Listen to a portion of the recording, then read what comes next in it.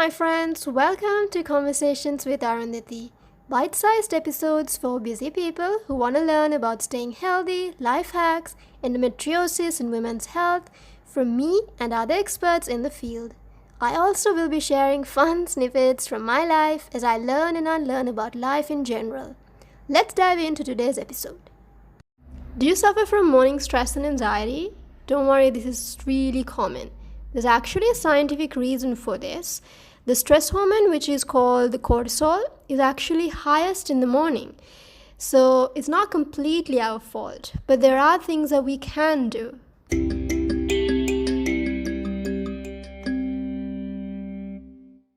Let me first tell you 2 reasons why we should try to manage this. Number 1, the age of people who are getting high blood pressure is getting lower and lower.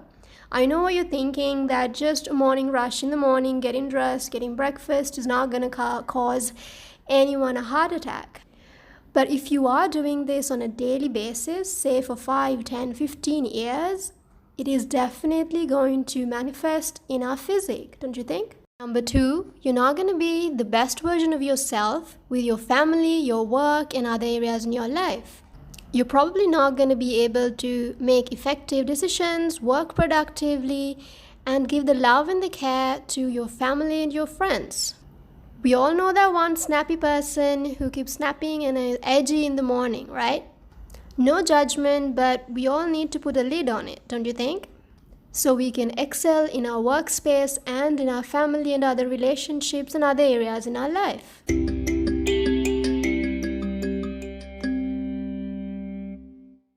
So let me tell you 4 simple things that you can do right now to reduce the anxiety and stress in your morning routine. And don't worry, I'm not going to bring the words meditation and yoga and exercise, but let me just put it out there, but that those are really key ingredients to reducing this anxiety in the morning and setting the right tone for the rest of the day. But I'm not going to go down that today. Tip number 1. Plan your meals and your clothes the weekend before, at least the night before, for a start.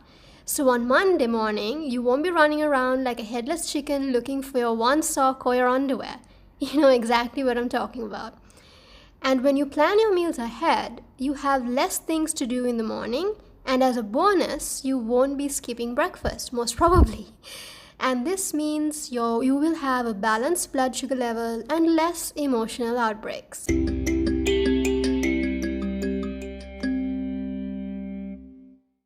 Step number 2, organize your kitchen.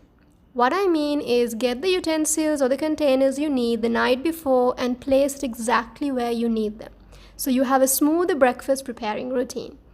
So in addition to this, in the morning, I first take everything I need from the kitchen, place it on one side, then I get the containers or the utensils I need, place it on another, then I do the pouring and place them to heat.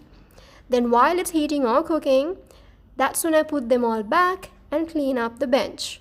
I'm not suggesting ridiculous, rigid army protocols, nope. But I am suggesting that you try your own twist to reduce the number of decision making and the actions you have to take in the morning. For example, instead of rushing back and forth through the fridge, the stove, the sink, and around the kitchen 12 times, if you can do it in 3 to 4 slots through the structure, and you're done. So you get the idea. And try this for yourself. Observe your breath, heart rate, and let me know how you feel.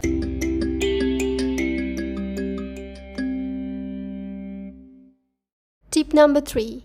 Organize your daily mandatory items. What I mean is the wallet, the phone, the mask, the usual suspects that you have to have before you leave the house. And we all know how many times we have forgotten these. And I think because of that, even before we get to the door, we already stress ourselves out. So if you can keep them the day before near the door or even before you have breakfast, it would reduce the things you need to do when you get to the door. And it can reduce the stress and also the chances of forgetting.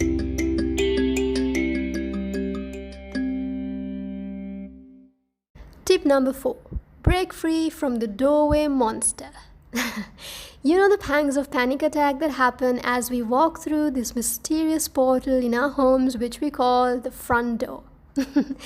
I honestly do not know why we put ourselves through this level of chaos for something we do all our lives actually. But this level of anxiety reduces a great deal if you have done the previous 3 tips.